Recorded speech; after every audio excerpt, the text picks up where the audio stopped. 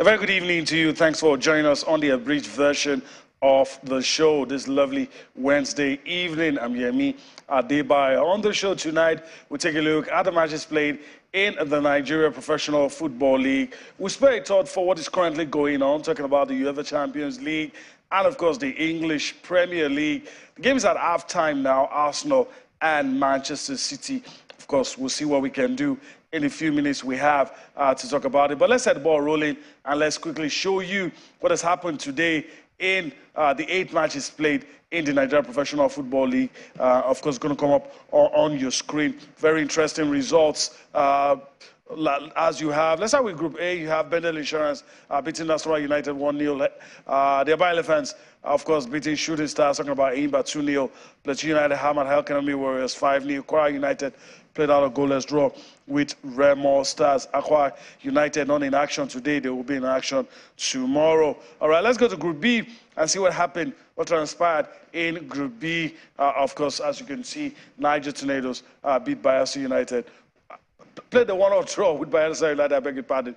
Dakada, of course, beat Sunshine Stars 2-1. Wiki Tourists defeated Lobby Stars 2-1. And, of course, Doma United had a slim 1-0 victory over Abia Warriors. So these are the results of matches played in the Nigeria Professional Football League. We will have more time on our hands tomorrow. We'll take you through the stories behind these results. But for today, we'll make do with the results of the matches played. Of course, tomorrow we'll let you in on the matches that will be played. All right, let's talk about football, not the Nigeria Professional Football League this time, but let's talk about the Lagos State Federation Cup, talking about the FA Cup. A briefing was held today, and the Lagos State Football Association in that briefing confirmed that 5 centers will host the games of this year's FA Cup, which begins on Sunday, February 18th. The centers are Legacy Pitch in Surulere, Albati Barracks Sports Center in Ojuelegba, Strong Tower in Okorodu, Unity Primary School Football Pitch in Ajegule, and the Mobolaji Johnson Arena, Oniko Stadium. Those are the places. 75 men's and 5 women's teams have been registered to participate in this year's competitions. The finalists in both categories of the competition will represent the state in the forthcoming national finals. Let's allow you listen to the stakeholders, of course, having their say and telling us how things will go from this point forward. We need to be realistic. That we can even play it is something that we should be thankful for, given the period that it falls into, the election period that it falls into, and the time frame we have to finish it. Also, because many of our stadia are undergoing repair, so we're just thankful that we're able to play it. We'll continue where we left off last year. We'll play across the whole of Lagos State. We expect some new goodies from our sponsor. We know that they will give prizes from quarterfinals for the best player and all those sort of things. But we have the capacity to do it because we have the structures on ground. We have the committees in place. It's not a one-man thing. We have the necessary committees in place.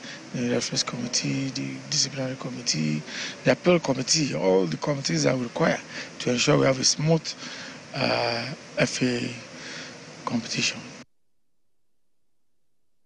Oh, that's it. Of course, you listen to the chairman of the state FA and the vice chairman sharing their thoughts on, of course, the FA Cup in the state. Let's travel abroad and talk about a proposed takeover. Looks like it might happen in the English Premier League. We're talking about Manchester United now. A lot of names have been associated with Manchester United. Of course, British billionaire Jim Ratcliffe also named recently. But now we're talking about Iranian-American billionaire Jam Najafi. He is the chair of the MSP Sports Capital. He is set to launch a £3.75 billion takeover bid for Premier League side Tottenham Hotspur. A lot of the clubs in England are going through this. Of course, the current owners of Tottenham have said nothing of sort will happen. We'll see what happens. Najafi is in the news. He's proposing a $3.75 billion takeover bid for Premier League club Tottenham, and also a lot of Premier League clubs, even Manchester United also in the news. We'll see what happens with that one, whether or not the bid will see the light of the day. Tottenham Hotspur played in the UEFA Champions League yesterday, and they lost. So we'll see what will happen. All right, let's leave football for a while and talk about what's happening on the domestic scene. We'll do our best on this show to give coverage to the so-called lesser sports. Tonight will not be different. Let's talk about curling on the show tonight. Nigeria has become the first African country to qualify for the curling event of the 2024 Youth Winter Olympics. Of course, the Nigerian Curling Federation is taking the sports to the schools and, of course, not resting on its oars to discover more talent for the country. The federation held a clinic for students of Baptist Academy of Banikoro in Lagos to introduce and equip them with the techniques, rules, and regulations of curling. Federation President Daniel Damola insists Nigeria will emerge as a force to reckon with in the coming years. Let's listen to him and we'll come back for more on Sports Tonight. It's a winter sport, but what we did was, we taught them with the video, and we also did some lectures for them to understand that what we are doing there is to introduce them to the basics of the sport called coiling, using the floor coiling. They understand that this is not the main thing, that the main thing is on ice, but this is the ready-made to transcend them into ice. We also donate equipment to them to start training. And those we select that are good, we take them out to train them further in order to take them out to train them on ice as we've been doing before. Being the first African nation to achieve this feat, being the first country in the world apart from the host nation to qualify, it then means Nigeria, we are good at anything we do, and that goes to show that if coiling sport is encouraged in Nigeria, we could be a world beater. But I can guarantee the country that we will surely win a medal, since we are the first nation to qualify alongside the host nation. That goes to show that taking them from the grassroots to go and beat them on the world stage, we can do everything. I have to put more effort to learn more, learn the necessary things I have to do, and practice hard.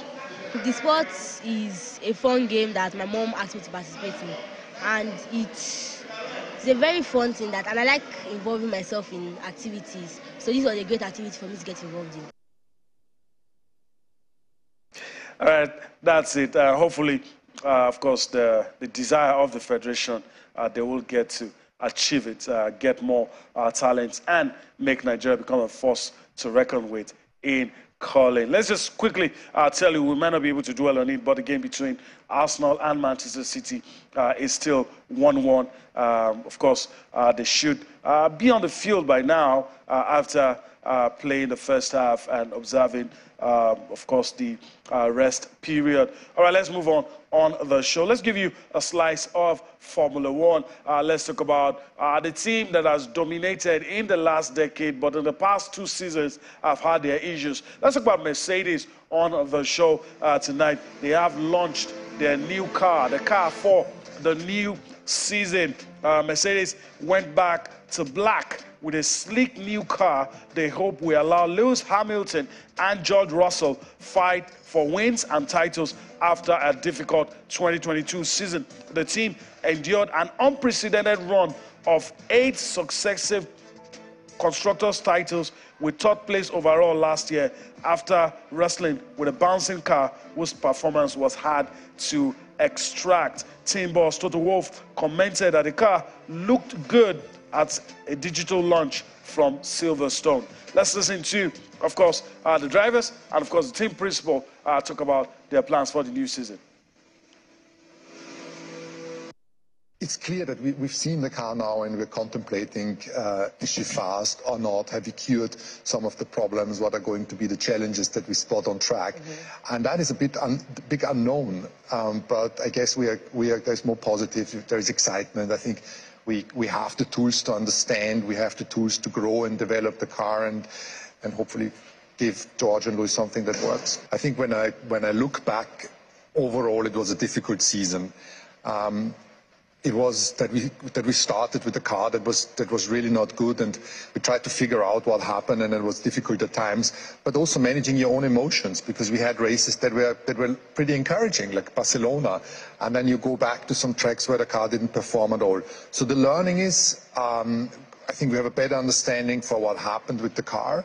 The personal learning is, you know, how to cope with the season that overall wasn't very successful, and obviously towards the end, the car got quicker, and finally George and Lewis were able to drive something that was a little bit more predictable, and we had some highlights like the one that you mentioned in Interlagos.